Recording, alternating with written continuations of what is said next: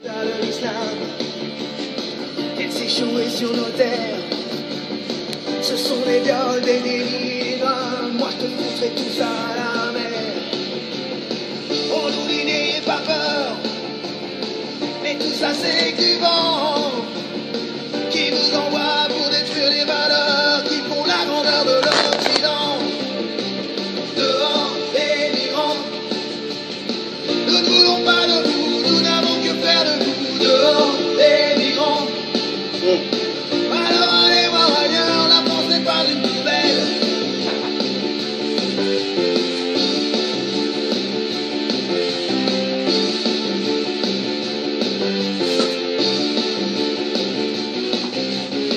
Comme un cancer qui gangrène, menace toute la société, se métastase dans un silence obscène qui nous conjugue déjà au passé.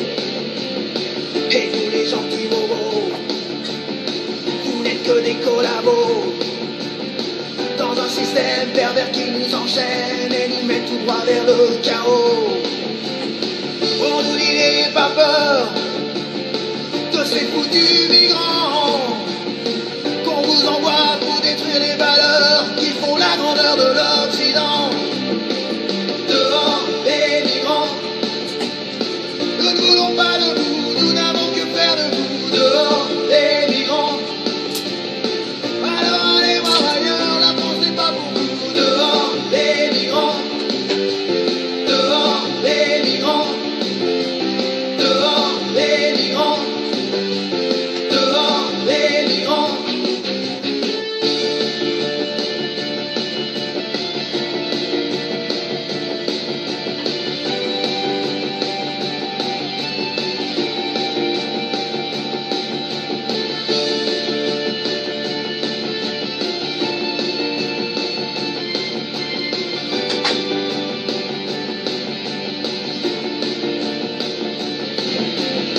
On nous dit n'ayez pas peur, mais tout ça c'est que du vent qui vous envoie pour détruire les valeurs qui font la grandeur de l'Occident.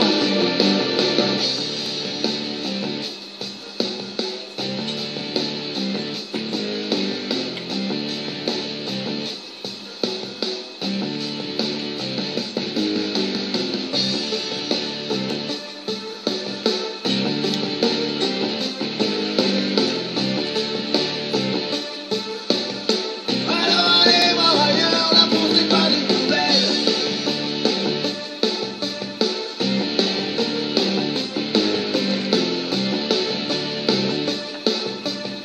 Alors allez voir ailleurs, la France n'est pas une poubelle.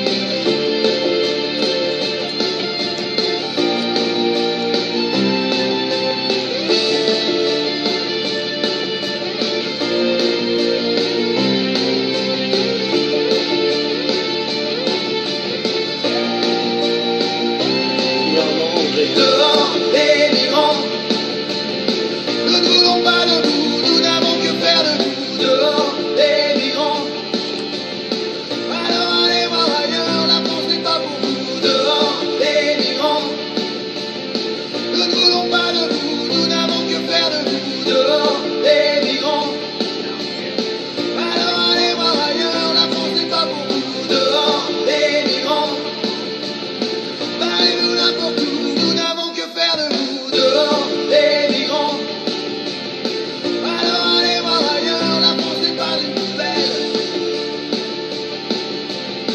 Alors allez voir ailleurs, la France n'est pas une poubelle. Alors allez voir ailleurs, la France n'est pas une poubelle.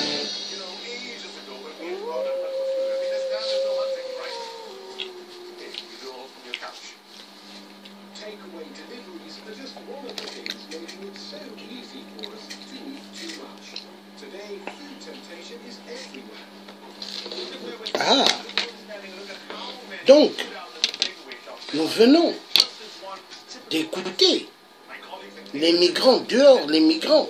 La France n'est pas une poubelle. Ah bon? Mais la politique française ils vont faire du mal en Afrique. Tout d'abord, avant de commencer, bonjour à tous. Bonjour peuple africain et bonjour le reste des peuples du monde. Parce que les migrants, mais s'ils ont quitté l'Afrique, s'ils ont quitté la Syrie, la Libye, l'Irak, le Maroc, mais c'est à cause de quelle politique? Une politique barbare qui n'est que la politique de la France et la politique des restes des Occidentaux. Le malheur des peuples du monde. Parce qu'ils ne veulent pas voir les peuples en paix. Pourquoi? Ils ont pris une lame, ils ont coupé un peu leurs doigts et ils les ont signés à Satan Lucifer de donner pas mal de vie. Mais quand on signe pour donner pas mal de vie, il faut assumer. Ils ont signé avec Satan. Parce que la majorité, c'est des Illuminati, des francs-maçons. Et ils veulent voir le peuple africain dans une souffrance atroce. Ils veulent voir le reste des peuples du monde dans une souffrance atroce.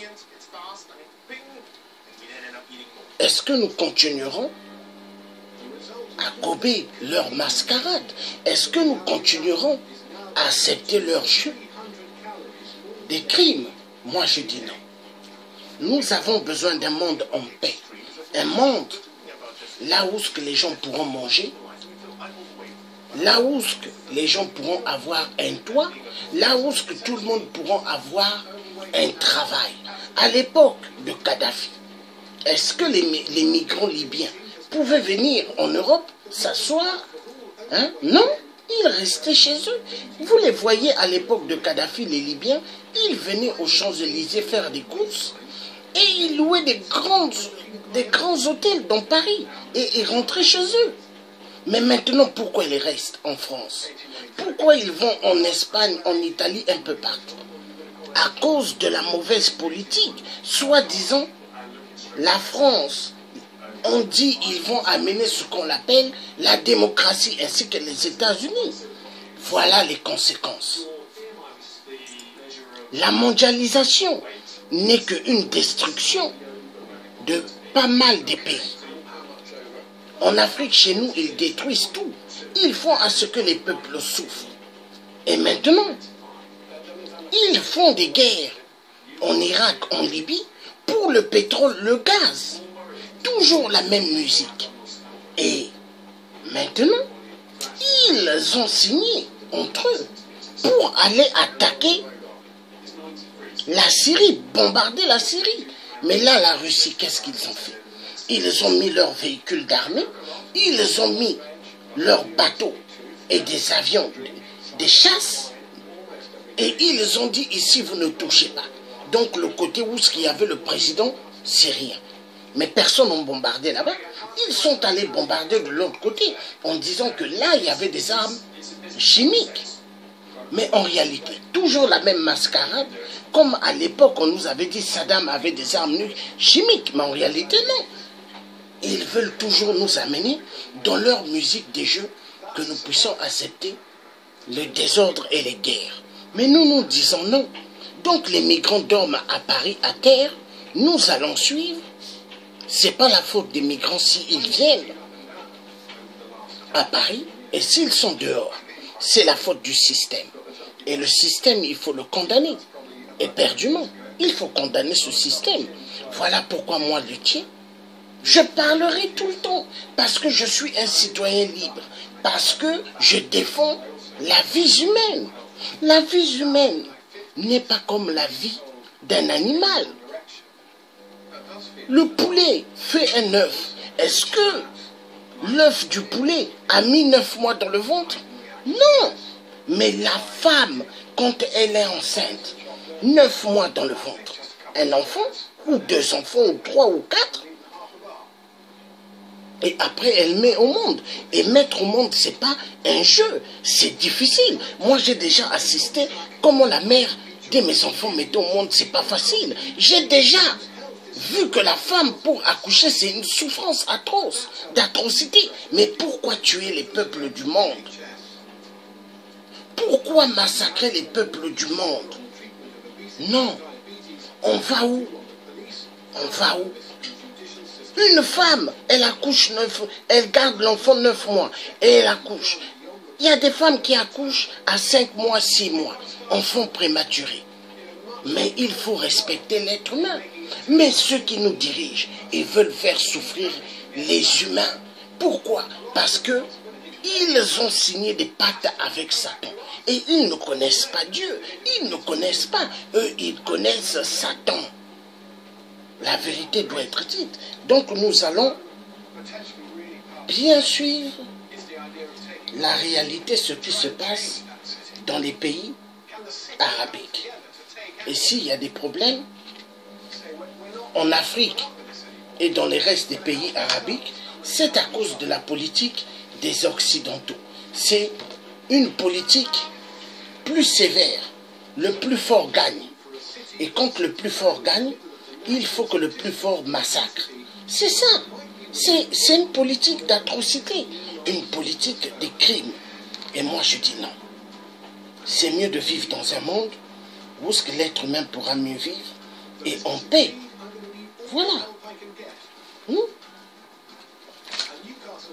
Non, ça fait mal. Ça fait mal, ça fait mal.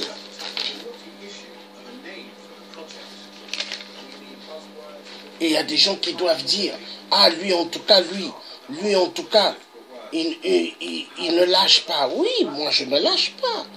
Je ne lâche pas parce que moi je ne peux pas tolérer des crimes. Non, je ne peux pas. Déjà je ne fais partie d'aucun gouvernement. Hein? Je ne suis pas avec eux parce que je ne suis pas un Illuminati. Je ne suis pas un franc-maçon, mais je suis un homme de Dieu. Un homme de Dieu qui veut de la paix dans le monde et qui veut une justice pour tous. Voilà. Parce que nous sommes aujourd'hui dirigés par des gens qui n'aiment pas l'être humain, mais des gens qui sont méchants. Des gens qui aiment que le sang humain. Parce qu'ils se voient en tant que propriétaires de la vie humaine. Mais ils sont propriétaires de la vie humaine de tout. J'aimerais qu'on puisse me dire. Ils sont propriétaires de nulle part. Voilà. Oui, bon dimanche à toi aussi, maman. Bon dimanche.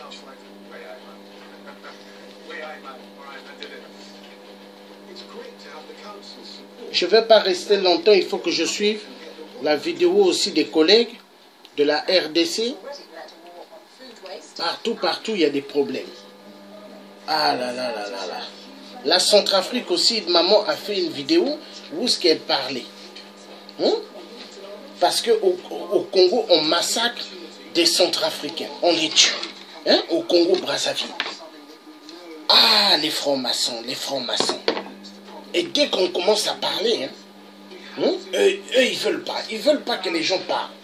Non, les gens vont parler.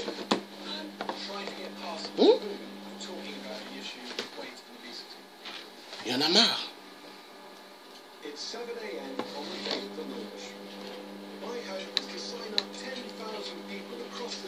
Oh, j'ai été en bas. Pour la prise en charge de ces nouveaux arrivants, demandeurs d'asile, une situation préoccupante pour les autorités et pour les associations. La ville prévoit d'ailleurs l'ouverture prochaine de nouveaux lieux d'accueil destinés donc à héberger ces migrants et à les orienter. Regardez ce reportage de nos équipes. Réveil difficile pour ces migrants installés à Jaurès, dans le 19e arrondissement de Paris. La plupart viennent du Soudan, d'Érythrée, d'Afghanistan et sont demandeurs d'asile en France. Ils ont traversé la Méditerranée, certains ont fait le tour de l'Europe plusieurs fois avant d'atteindre leur destination finale. Mais à leur arrivée dans la capitale française, c'est la rue qui les attend. Depuis le 29 juillet, je dors dans la rue. J'ai été en Grèce, en Suède et ensuite en France. Et en France, c'est le seul pays où on dort par terre. en tant que demandeur d'asile. C'est difficile. Depuis des mois, les réfugiés se regroupent spontanément et occupent l'espace public. Chaque jour, on dénombre 50 à 60 nouveaux arrivants qui viennent grossir les effectifs des campements improvisés. Pour la mairie de Paris, la situation ne peut pas durer. La ville annonce l'ouverture de 2 nouveaux camps de transit qui permettront de les accueillir dans de meilleures conditions. Le lieu d'accueil humanitaire qu'a voulu la maire de Paris, c'est une alternative au campement de rue. Donc pour nous, les gens vont arriver et ils vont savoir où ils doivent se rendre. Ils vont pouvoir expliquer quelle est leur situation, être mis à l'abri et ensuite ils seront orientés. Quand les autorités estiment que les campements posent des problèmes sanitaires ou que le voisinage se plaint, des opérations de mise à l'abri sont déclenchées. Des évacuations parfois musclées et des images qui choquent. Les réfugiés sont ensuite emmenés en bus vers des lieux d'hébergement temporaires. Des bâtiments comme celui-ci, parfois loin de la capitale, sont réquisitionnés pour accueillir en urgence les nouveaux arrivants. Ça va? Ça va bien?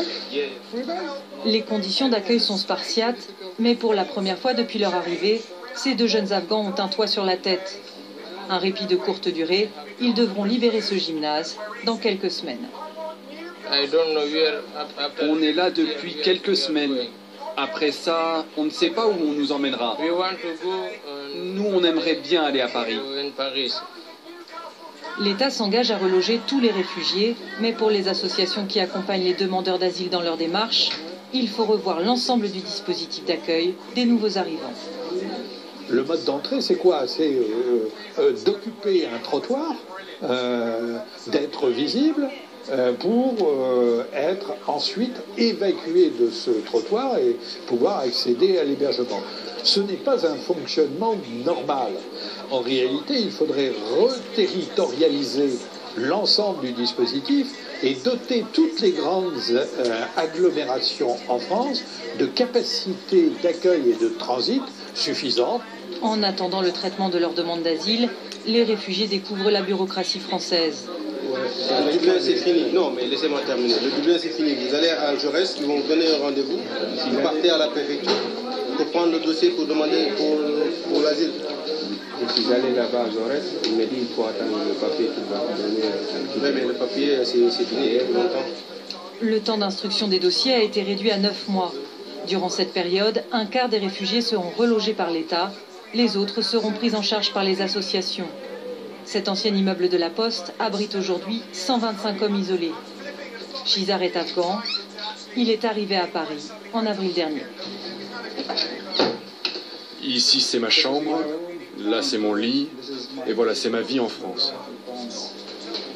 Malgré 25 jours passés dans la rue, Shizar ne voit pas son avenir ailleurs qu'en France. La France, c'est un peu mieux que l'Allemagne ou l'Italie. J'ai l'impression que les Français sont plus accueillants que les Allemands. Et puis le gouvernement français nous donne plus d'aide. Pendant le traitement de leur dossier, les réfugiés n'ont pas l'autorisation de travailler. Pour survivre, ils perçoivent une aide financière qui varie de 200 à 300 euros par mois, bénéficient de réductions pour les transports et d'un accès gratuit aux soins. Les Afghans, les Érythréens et les Soudanais ont de fortes chances de voir leur demande d'asile aboutir. Mais leur avenir en France dépendra aussi de leur capacité d'intégration sur le marché du travail. Déjà, le taux de chômage, il est assez élevé ici en France. Ils peuvent peut-être obtenir un travail dans le bâtiment ou dans ce type de métier-là. Mais c'est clair que la barrière de la langue fait quand même que s'ils n'ont pas le minimum, ça risque d'être difficile pour certains en tout cas de pouvoir s'insérer en tout cas à travers le travail. Les cours de français, indispensables à ces réfugiés, devraient reprendre à la rentrée. Depuis le début de l'année, 14 000 demandeurs d'asile ont pu être logés à Paris. Le nombre de réfugiés devrait encore s'accroître cette année, mais les structures disponibles pourraient rapidement devenir insuffisantes pour tous les accueillir. Reportage donc signé Marie Schuster et Chris Moore. Avec moi sur ce plateau, Mathilde Maz, responsable du programme Asile à l'ACAT. Merci d'avoir accepté notre invitation. Alors on vient de le voir assez clairement dans ce reportage. La rue, ça reste le passage obligé à Paris. Malheureusement, pour beaucoup de personnes, effectivement, c'est le cas. Le passage à la rue et puis surtout le passage dans des campements où des centaines de personnes, et comme on l'a vu fin juillet, jusqu'à 2500 personnes se sont rassemblées, se sont regroupées.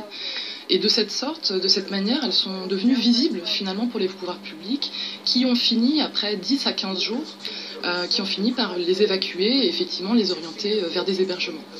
Quelles sont les conditions de ces demandeurs d'asile? Comment est-ce qu'ils vivent? D'abord dans la rue, ensuite repérés, ensuite on les oriente vers des centres. Comment ça se passe? Quelles sont leurs conditions de vie au quotidien quand ils arrivent chez nous? Effectivement, pour beaucoup de personnes, pendant plusieurs jours, voire plusieurs semaines, voire pour certains à une époque plusieurs mois, ils vont être amenés à rester à la rue parce que parfois ils n'arrivent pas à commencer leur procédure d'asile, parce que malheureusement les autorités de l'État ne mobilisent pas suffisamment de moyens financiers et humains pour permettre d'enregistrer toutes les demandes d'asile dans les délais légaux, qui sont de 3 jours. Effectivement, les personnes peuvent rester comme ça de nombreuses semaines à la rue, puis même une fois enregistrées leur demande d'asile, elles n'ont pas immédiatement accès à un hébergement. Je rappelle quand même que seule la moitié des demandeurs d'asile aujourd'hui accèdent finalement à un hébergement, parfois malgré tout après plusieurs semaines ou plusieurs mois. Parce qu'il n'y a pas de place, parce qu'ils ne sont pas identifiés, repérés, parce qu'ils ne se font pas connaître, parce qu'il y a une insuffisance de prise en charge. Il y a une insuffisance dans la prise en charge, mais je pense que c'est lié avant tout à, malheureusement, un manque de volonté politique. Une volonté politique qui n'est pas suffisamment forte, et puis peut-être aussi un manque de coordination entre les différents niveaux de l'État pour effectivement organiser un accueil, un hébergement et un accompagnement digne pour tous les demandeurs d'asile et les réfugiés. Vous avez entendu, là, la mairie de Paris a l'intention d'ouvrir davantage de structures d'accueil. Est-ce que ça va être suffisant selon vous? Est-ce que ça va dans le bon sens? Nous pensons que cela va dans le bon sens. C'est une première étape qui est positive. C'est une initiative intéressante qui a été prise par la mairie de Paris.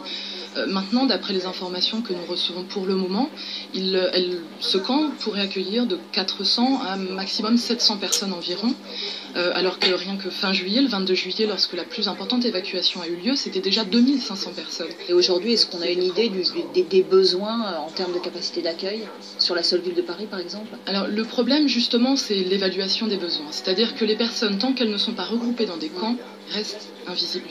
Et donc finalement, il y a des associations qui font des maraudes le soir et qui essaient tant bien que mal de recenser le nombre de personnes qui ont besoin d'un hébergement, qui sont des demandeurs d'asile ou qui aspirent à demander l'asile ou qui sont des réfugiés, d'ailleurs même reconnus. Mais malheureusement, ces personnes restent trop souvent invisibles et donc échappent à une prise en charge digne de ce nom. Concrètement, que dit le droit en ce qui concerne l'accueil de ces demandeurs d'asile? Alors sur la question de l'accueil proprement dit, la loi qui a été adoptée en juillet 2015, qui est entrée en vigueur depuis novembre dernier, est très claire. C'est-à-dire que les pouvoirs publics ont 3 jours pour enregistrer chaque demande d'asile à partir du moment où une personne a exprimé le souhait de demander la protection de la France. Ce délai peut être porté jusqu'à 10 jours en cas de nombreuses demandes simultanées, mais là-dessus, le droit est absolument clair. Et d'ailleurs, le préfet de police de Paris a été condamné à au moins 135 reprises en l'espace de 2 semaines. Mais il y en a eu plus avant et après, mais il y a eu au moins 135 condamnations du préfet de Paris au mois d'avril pour ce motif. Est-ce qu'il y a des pays européens qui ont mis en place des choses qui fonctionnent bien, ou en tout cas mieux que chez nous, sur lesquelles on pourrait peut-être s'appuyer? Alors bon, je ne suis pas spécialiste des autres pays européens, mais visiblement en Allemagne, effectivement, c'est très souvent avec ce pays que l'on compare la France systématiquement, sachant qu'ils ont accueilli plus de 400 000 demandeurs d'asile l'année dernière et nous 80 000. Mais en Allemagne, visiblement, chaque personne a assez rapidement accès d'une part à la procédure elle-même, la procédure d'asile, il peut s'enregistrer rapidement, et puis surtout derrière avoir accès à un hébergement et à l'accompagnement de qualité qui va avec cet hébergement. Donc là, on parle clairement de volonté politique. Nous pensons que c'est avant tout une question, effectivement, de volonté politique. Merci beaucoup. Merci Mathilde Mas. Je rappelle que vous êtes responsable du programme Asile à la CAT. Merci pour cette éclairage. Voilà. Donc,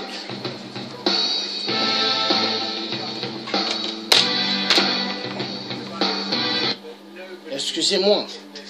Bon, donc,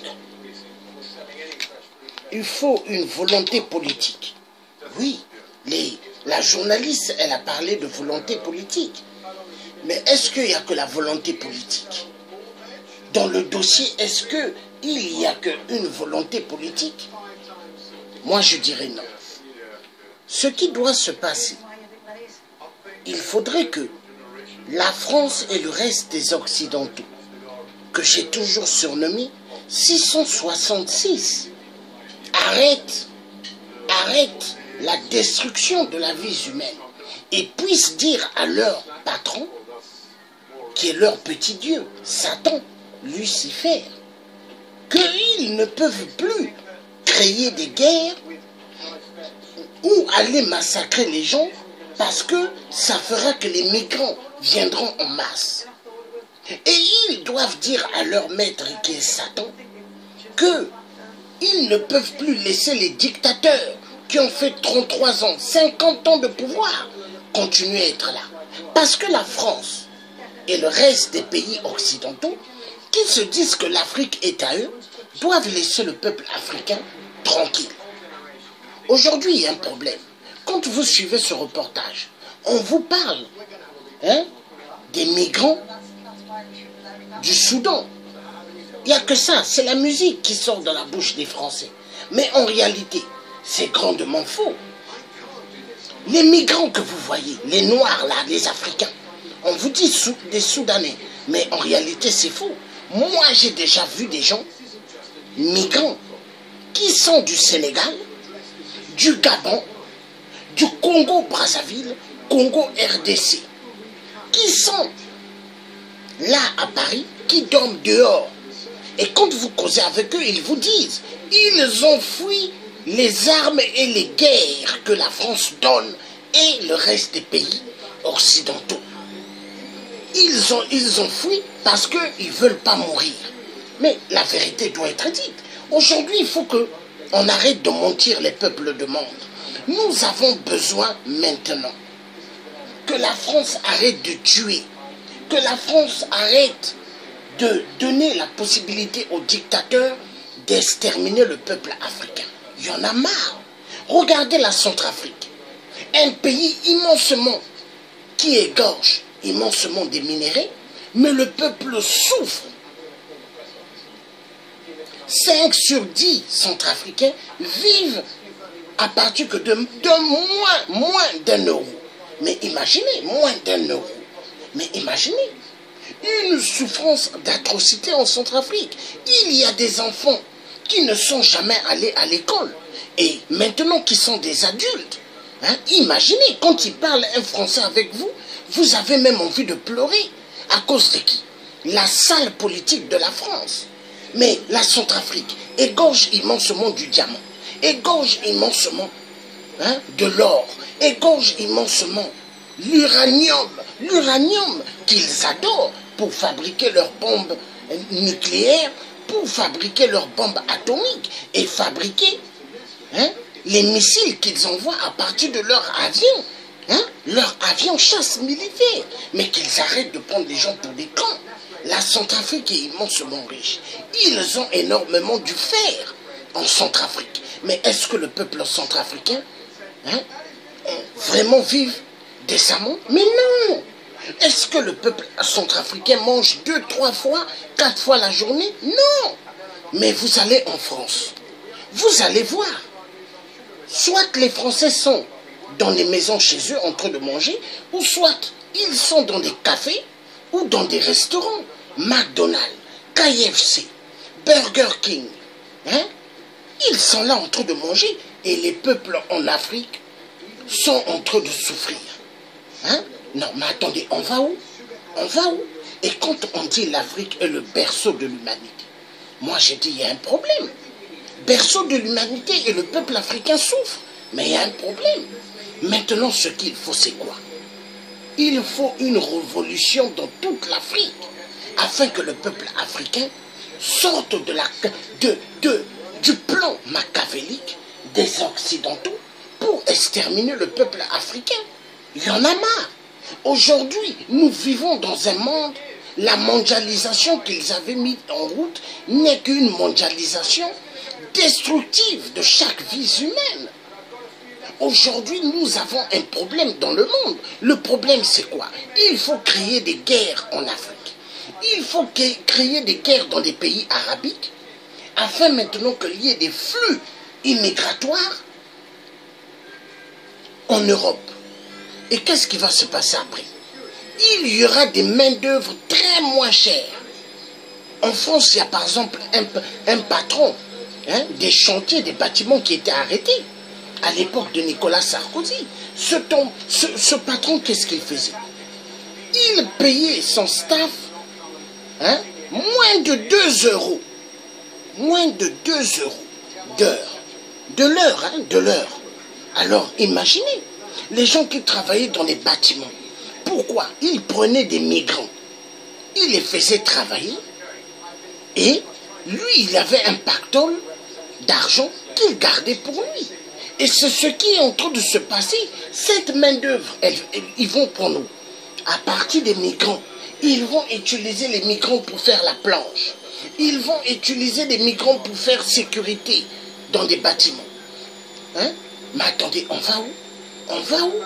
Mais c'est des guerres économiques, des stratégies. Nous vivons une époque stratégie des guerres économiques. Mais c'est ce qui se passe, la stratégie des guerres économiques. Hein? Donc il faut exterminer immensément des êtres humains pour les biens des autres êtres humains. Mais on va où? Là, nous perdons ce qu'on appelle la capacité de la réflexion en tant qu'individu, en tant qu'être humain. Nous sommes des êtres humains. Est-ce que c'est correct d'exterminer des vies pour que les autres vivent? Est-ce que c'est normal d'envoyer pas mal de gens à la mort pour que d'autres vivent? Moi, je vous dis non. Nous avons besoin aujourd'hui d'un monde en paix. Un monde où ce que tout le monde pourra avoir la possibilité de vivre. Mais pas un monde où ce qu'on va exterminer les autres. On va où? Nous avons besoin d'un monde où ce que tout le monde aura une place pour poser sa tête. Et non que les gens dorment dehors, à terre. À terre. Ça fait mal. On va où? Ça fait mal. Hein? Et vous verrez des sujets clés. Pas mal n'en parleront pas. Les sujets clés, les gens n'en parlent pas. Hein? Il n'y a pas qu'en Afrique où les gens sont massacrés. Hein? Mais en Europe, il faut pointer de doigt ce qui se passe en Europe. Parce qu'en Europe, nous vivons une époque dingue des dingues. Les gens se disent, non, il n'y a que la Libye où il y a des esclaves grandement fous. En France et ailleurs, il y a aussi des esclaves. Et qu'est-ce qui se passe dans certains pays européens? Quand il y a des migrants qui meurent, est-ce qu'ils vont vraiment remettre exactement le corps ou ils vont enlever tous les organes qu'ils ont besoin? Parce que n'oubliez pas, il y a des patrons, des PDG, qui sont gravement malades, il leur manque des reins, des hommes riches, il leur manque un cœur.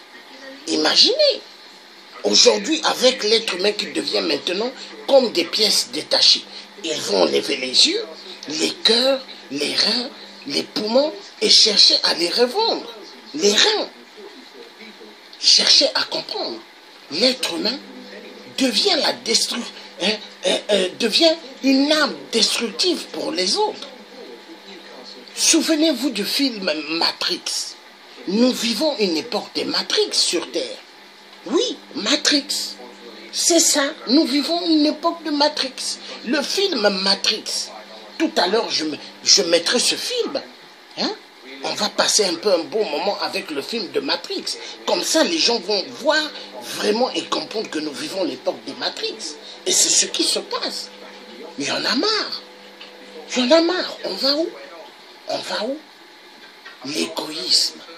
L'égoïsme de l'être humain. Faire souffrir les autres. Parce qu'ils ont besoin de manger, ils ont besoin de vivre mieux et ils ont besoin d'avoir plus de maîtresse et écraser des gens. La majorité des gens, vous allez regarder dans la France en marche.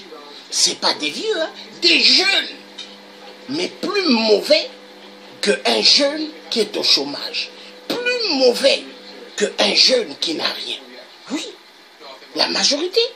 La France en marche, mais des gens méchants. Des gens méchants. Moi, j'en ai vu certains que je connaissais, hein, mais quand ils m'ont vu à Cergy, hein, quand ils m'ont vu, le vendredi, certains m'ont vu là-bas parce que j'allais voir ma soeur, mais quand ils m'ont vu, ils ont serré leur visage comme s'ils ne me connaissaient pas. J'ai bougé ma tête. Pourquoi? Mais voilà pourquoi moi, les hommes politiques français, j'ai pas du tout confiance. Tous, j'ai toujours dit, ils sont tous pareils. Mais c'est des gens qui sont contre la vie humaine. C'est des gens qui ne veulent pas voir les autres bien. Nous avons besoin d'un monde meilleur. Un monde où les gens pourront mieux vivre. On va où? On va où?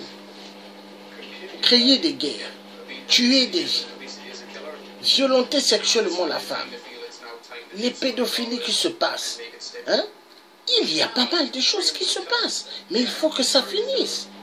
L'être humain est en train d'aller à sa propre destruction massive. Et ce que je suis en train de dire, c'est la vérité. L'être humain, il va à sa destruction massive. Pourquoi? Parce que les gens n'arrivent plus à comprendre la réalité des choses. Les gens ne sont plus vraiment humains. Les gens ont perdu les pédales. Les gens ne sont plus en eux. Les migrants, faire souffrir les migrants, il y en a marre. Et ils aiment toujours dire, quand ils voient les Noirs, ils montrent à la télé, ils montrent dans l'internet, ils disent les Soudanais. Donc tous les Noirs maintenant deviennent des Soudanais. C'est comme à l'époque, ils allaient chercher des parents tirailleurs africains dans toute l'Afrique. Mais qu'est-ce qu'ils disaient? Des Sénégalais, tirailleurs sénégalais. Donc pour eux, tous les Africains étaient devenus des Sénégalais. Parce qu'ils voulaient cacher la vraie information. Qu'ils allaient prendre des Africains partout en Afrique. Hein? Et la vérité blesse les hommes politiques. Hein? La vérité les blesse. Et ils se disent, aujourd'hui, rendez-vous compte, pourquoi ils sont en train d'attaquer le patron de Facebook?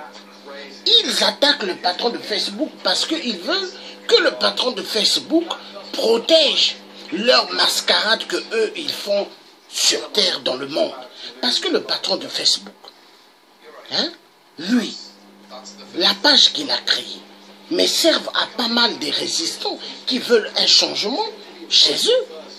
Et ça, les hommes politiques, ils ne sont pas d'accord. Ils veulent que Facebook devienne, hein, un élément pour travailler avec eux. Comme ça, les informations que nous disons dans les réseaux sociaux de Facebook, comme ça, eux, Facebook va bloquer ces informations pour que ça ne circule pas dans le monde. Parce qu'en moins d'une minute, moins d'une seconde, partout dans le monde, les gens suivent ce que nous faisons. Et les dictateurs allument leur tablette parce que leur tête tourne. La majorité des dictateurs n'ont pas de cerveau. Ils ont que des cailloux. Parce que c'est des êtres qui n'aiment pas les autres humains. Eux, ils aiment que leur famille. Parce que les dictateurs, qu'est-ce qu'ils font? Ils sortent, ils couchent avec leur propre fille, avec leur propre nièce. Ils enceintent même leur propre soeur, leur propre cousine, hein? Leur propre fille. Parce qu'eux, ils voient que c'est normal. Parce que chez Satan, il n'y a pas de sœur, il n'y a pas de frère. Chez Satan, il n'y a pas de nièce, il n'y a pas d'enfant. Voilà le monde satanique.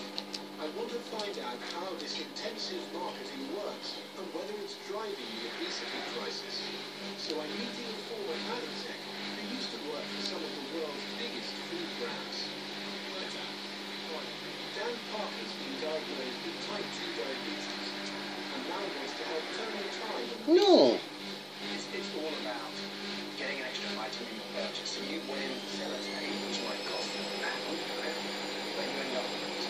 Voilà.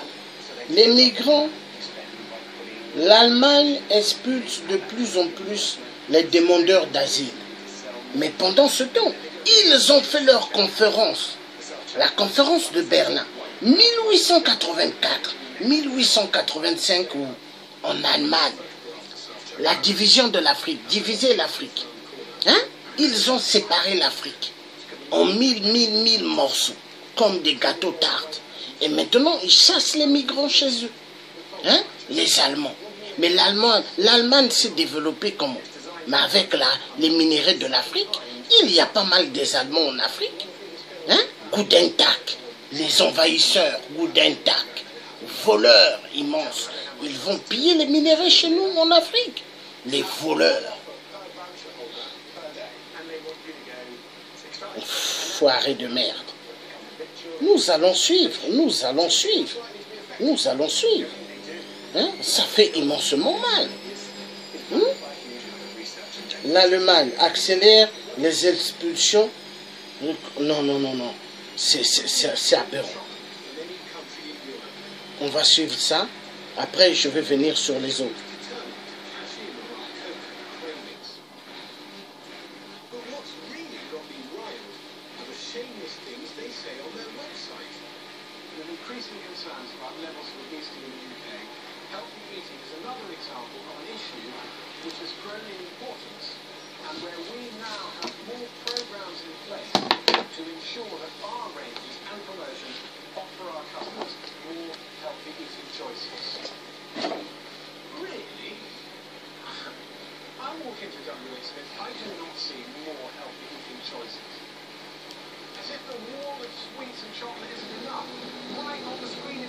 Habituellement, cet avion charter transporte des touristes allemands vers les îles Canaries. Cette fois, ces passagers sont des Albanais de retour à Tirana, la capitale de leur pays d'origine. Chaque semaine, des centaines de personnes déboutées de leur demande d'asile en Allemagne sont renvoyées dans les Balkans par les autorités allemandes qui font face à un afflux d'arrivées depuis le début de l'année avec les nombreux réfugiés en provenance de Syrie et d'Irak.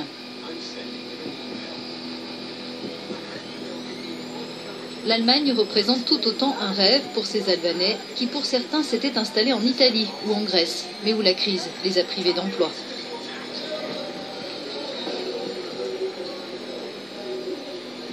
Parmi les expulsés de ce matin, Ahmet, 50 ans, qui a perdu toutes ses illusions.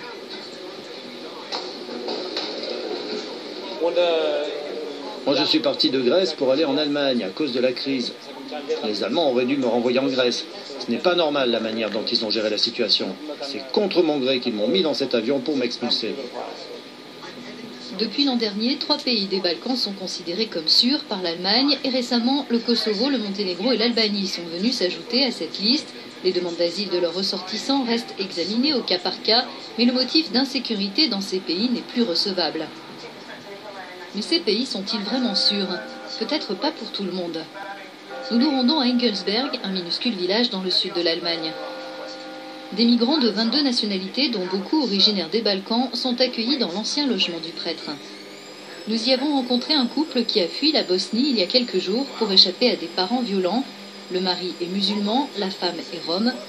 L'épouse accepte de nous parler sous un prénom d'emprunt. Les problèmes ont commencé quand on s'est mariés, quand mon beau-père a appris que je suis rome.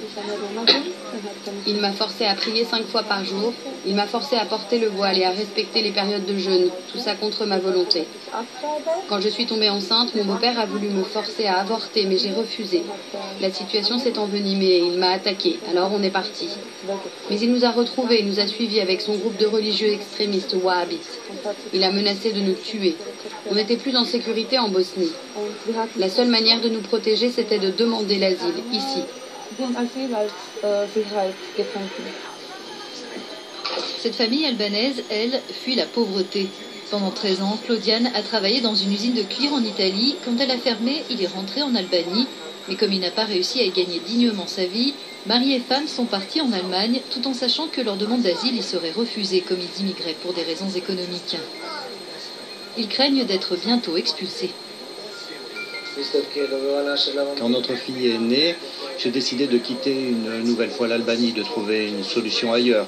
On ne peut pas gagner sa vie en Albanie. Je ne sais pas ce qu'on va faire s'ils nous renvoient. L'hiver là-bas, c'est très dur, il fait très froid.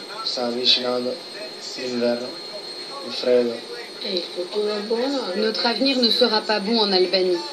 Sans travail, on ne peut rien faire. Sans travail, on ne peut pas avancer. On ne peut pas vivre. Si on ne peut pas rester ici, on devra tenter notre chance dans un autre pays. Je dois pouvoir élever mes enfants. La situation économique de l'Albanie évolue, mais son développement prend du temps. Et le pays est toujours l'un des plus pauvres d'Europe. Immigrer en Allemagne pour des raisons économiques et sans permis de travail, c'est risqué. Donc vous voyez, hein, les expulsés économiques. hein, les migrants économiques. Hein, il y en a, ces migrants économiques. Il y en a, hein, c'est des migrants parce que les pays européens, soi-disant, créent des guerres. Et eux, ils sont obligés de fuir. Obligés de fuir pour sauver leur vie.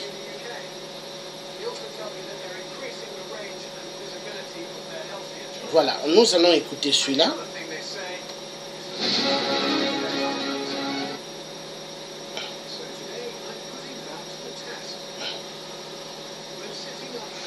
Dans les micro-trottoirs, personne n'a envie de se marier par intérêt, mais ce qu'on constate sur le terrain, c'est souvent le contraire. Il y a beaucoup de mariages par intérêt. En tout cas, merci encore à vous d'être là. Non, pas ça. Attendez. Excusez-moi. Qu'est-ce qui va pas? Pourquoi il fait ça?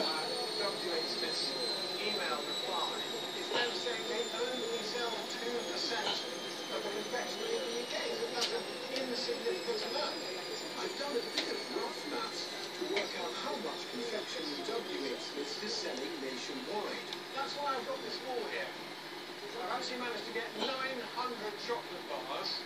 That's the equivalent of what Doug makes herself in 45 seconds. It's a crazy amount of sweets. Guess how long it takes WH Smith to sell that much?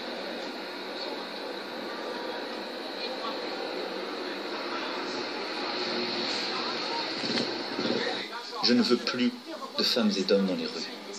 Mais partout, dès la première minute, un traitement administratif qui permet de déterminer si on peut aller vers une demande d'asile ou non. Et derrière, une vraie politique de reconduite aux frontières.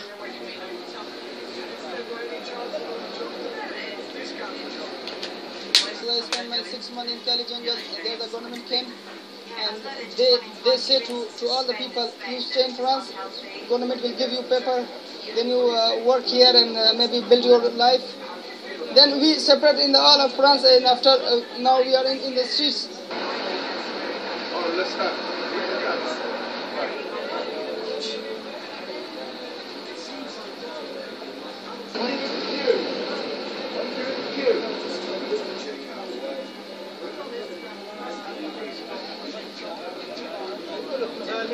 Notre pays a mis en place un système qui est perdant pour tout le monde. Un traitement indigne dans les premières semaines et les premiers mois. Des délais beaucoup trop longs qui fait que des concitoyens futurs ou des femmes et des hommes venant d'autres pays qui n'ont aucune chance d'avoir in fine la nationalité s'installent dans une précarité coupable et ne repartent plus. Voilà. Voilà. Le président Emmanuel Macron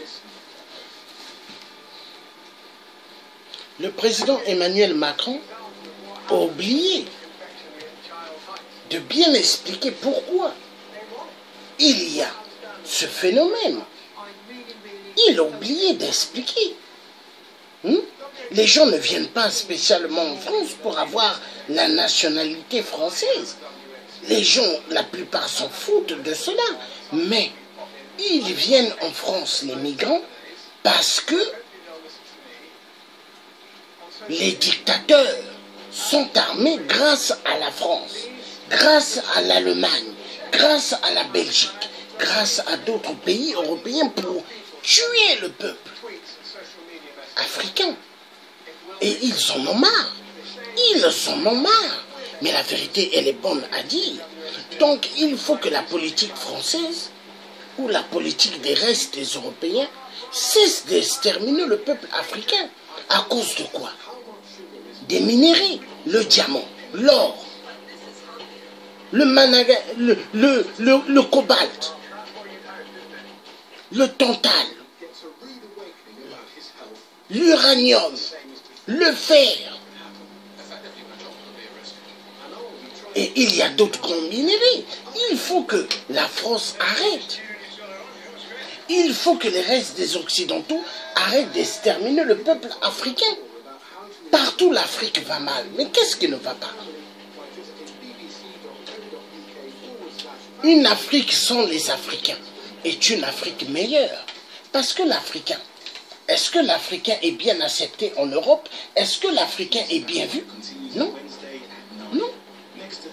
Non. Est-ce que l'homme blanc est martyrisé chez nous en Afrique? Non. Général de Gaulle, est-ce que quand il était allé se cacher au Congo, on l'a traité Général de Gaulle de migrant? Est-ce qu'on l'a chassé Général de Gaulle? Mais les migrants, quand ils viennent, eux, ils n'aiment pas. Ils disent, il y en a marre. La France ne peut pas accueillir la misère du monde. Mais la France encourage des dictateurs de rester plus de 50 ans au pouvoir, de rester plus de 34 ans au pouvoir, et tuer, parce que la France, les dictateurs marionnettes en Afrique, au service de la France, travaillent immensément pour donner du sang humain à Satan, le patron de la grande loge française, oui. Et pour ça, il faut immensément du sang. Le sang humain, l'être humain, hein, n'a plus de valeur. Quand on vous dit en France, liberté, égalité, fraternité, frappez dans Google, d'où vient liberté, égalité, fraternité. Vous verrez, ça sort de la grande loge française. Et cela, ils veulent faire croire aux gens. On fait croire aux gens que la France est un pays des droits humains. Mais grandement faux. La France n'est pas un pays des droits humains. La France est un pays barbare. Seul que la politique des barbares, ils ne peuvent pas la faire en France. Ils la font en Afrique. Parce que s'ils essayent de faire cette politique barbare en France, la place de la guillotine va reprendre sa place. Parce que hier, la place de la Concorde, c'était la place de la guillotine. C'est là-bas où ils avaient décapité le roi de France. C'est là-bas où ils avaient décapité les collabos. Et maintenant, les Africains qui veulent un changement en Afrique, comme nous qui nous lèvons pour dire stop. Mais nous avons tout à fait le droit de dire stop. Et nous voulons à ce que nos enfants et nos femmes, ainsi que tout Africain puisse mieux vivre. Il y en a marre que les autres puissent rouler dans des super belles carrosseries et larguer les autres. Que les autres puissent manger 5 à 10 fois dans la journée et larguer les autres. Oui, parce qu'il y a des gens, ils mangent 5 fois à 10 fois. Pourquoi? Ils ont un repas qu'ils mangent, ils prennent le petit déjeuner le matin. Ils sont assis devant leur téléviseur, ils ont des tablettes ou des téléphones. Et en même temps, ils mettent quoi? Ils mettent à côté des sandwichs. Ils mettent à côté quoi? Des amuse-gueules. Ils se mettent qu'à grignoter. Et après, à midi, ils mangent. Et après, qu'est-ce qu'ils font? Ils regrignotent. Vous avez des gens comme ça. Et quand vous les regardez, ils sont gros, fat. Pourquoi? Parce qu'ils mangent beaucoup. Quand vous suivez le documentaire de Léopold II, là où ce qu'il disait, oui, faites à ce que vous apprenez les missionnaires à ces Africains le chapelet de Sainte Vierge Marie, qui le récite même plusieurs fois dans la journée. Et vous, pendant ce temps, mangez 5 à 10 fois. Léopold II l'a dit. Mangez bien. Hein? Et remplissez-vous des oignons. Et que vos bouches sentent de l'oignon, l'ail. Il a dit ça. Et c'est ce qui est en train de se passer. Mais aujourd'hui, il faut qu'on sorte du calvaire du mensonge. Il faut qu'on sorte du calvaire du mensonge. Voilà, la vérité doit être dite. Donc, les migrants, nous allons suivre.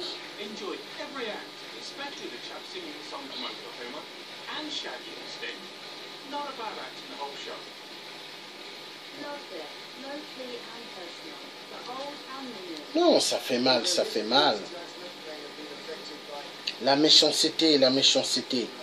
Il faut que les autres vivent, il faut que les autres souffrent. Moi, je dis non. Je refuse.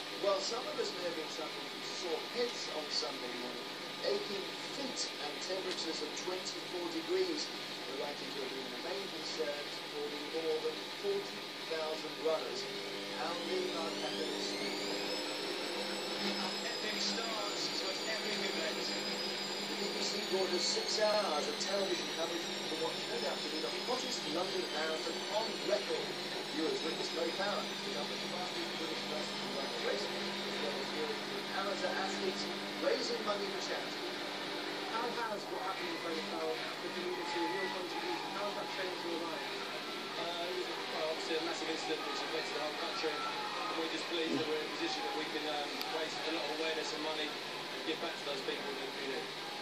From 12:30, live pictures from the finish line were made available on the Red Button, the native TVs and the BBC Sport website, allowing armchair spectators to keep an eye out for the beating friends and family. But a number of you were disappointed to see the screen end at 4 o'clock before many amateur runners had completed the course. You cut the finish line on the screen far too early. How do you basically reflect that 5.5 hours? You should have been running quicker to end. Maybe next year the references to dating and line going and the finish line is a bit longer. And we get people that left as well too. And you benefit from it. From the BBC Sport, why the finish line is still when you did, and there are no plans for it.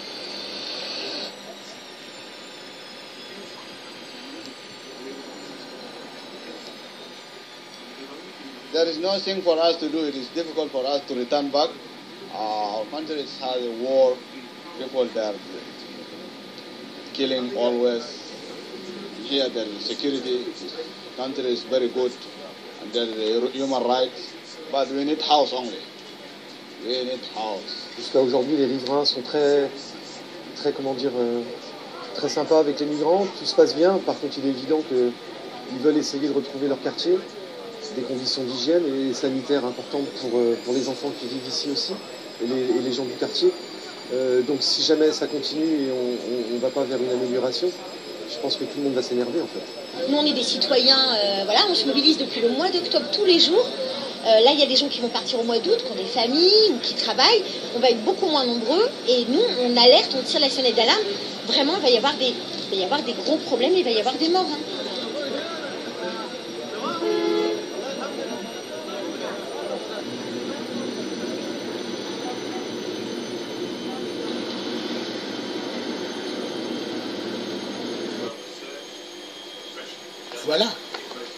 Voilà, donc vous avez entendu, une Française en train de se plaindre parce que elle a compris au fait que la politique française est une politique pas bonne du tout, mais une politique pour détruire la vie humaine, oui, ils sont champions pour détruire la vie humaine, oui, champions, ils aiment voir les gens en train de souffrir, et ça leur fait plaisir.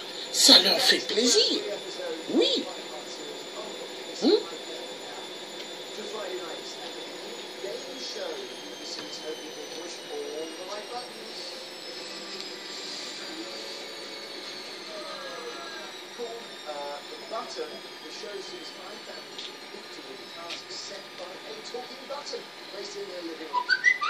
Challenges faced by families in the first episode included reciting the alphabet backwards without vowels and getting some rather large objects into their lounge. What? Whoa. That's me knocked over. Quick. Oh, throw the little ones in. Let's get them all in there. Good baby. It's fair to say the majority of your reviews were not glowing. C'était au milieu de l'été, le bidonville de 2500 migrants installés autour du centre humanitaire de la Porte de la Chapelle à Paris était une nouvelle fois évacué.